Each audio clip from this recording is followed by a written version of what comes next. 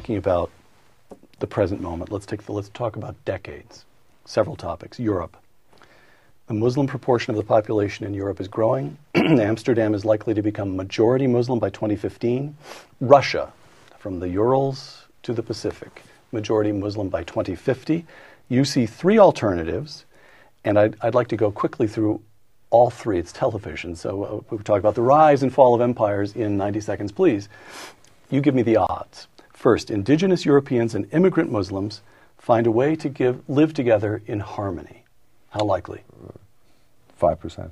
All right. Second, Europe comes to be dominated by the Muslim religion and culture, becoming Eurabia, in effect a part of the Muslim world. 47.5%.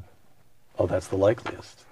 Well, no, the other one's 47.5% too. Oh, I see. All right. The third possibility is that Europeans who still make up 95% of the population, I'm quoting you directly, they can at any time reassert control should they see Muslims posing a threat to a valued way of life, close quote. That's, in other words, I can't choose between those latter two. But you do consider it likely that Europeans might in some way or another reassert control over the indigenous Europeans? I think that's as likely as there's simply continuing the trends of the last 5 decades. If you look out 2, 3 decades,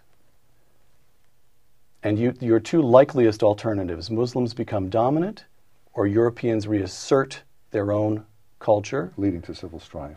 That's the question. Both of those are likely to involve civil strife or not. If the current trends continue, there need not be civil strife. One just has a quiet transformation of the continent into what some people are calling Eurabia.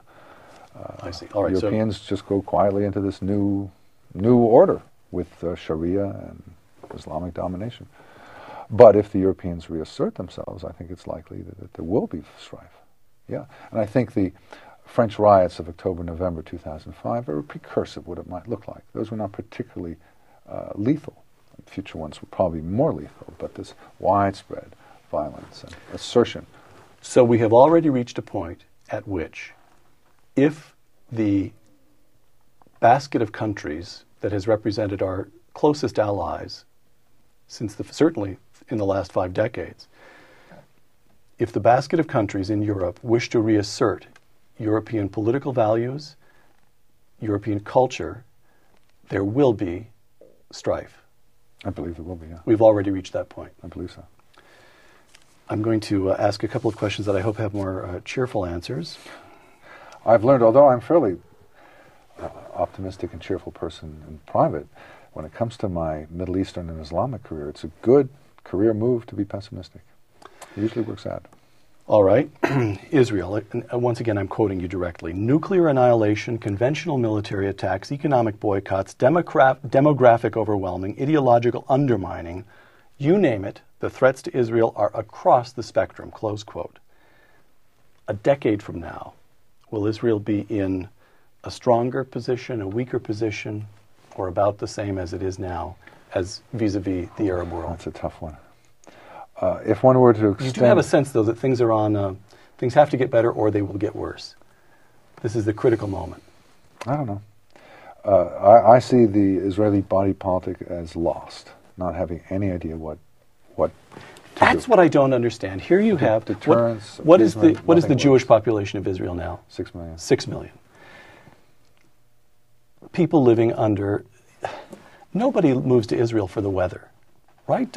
Is it not? Actually not so bad. No. I don't mean to say that the weather is... But the only possible reason to continue living in Israel is some sense of mission, some sense of participating in a great cause. Isn't that the case? Most of the Jewish Israelis are not immigrants at this point. They're born there. It's different. And they just want to be liked. They want normalcy. Is that it? Yeah, that's the great desire at this point? This is the emotion that surged to the front in the late 80s, early 90s.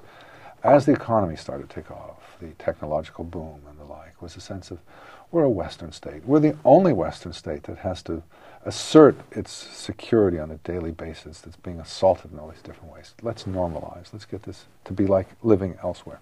And if that requires giving up territory, if it requires making other sorts of concessions, okay, do it.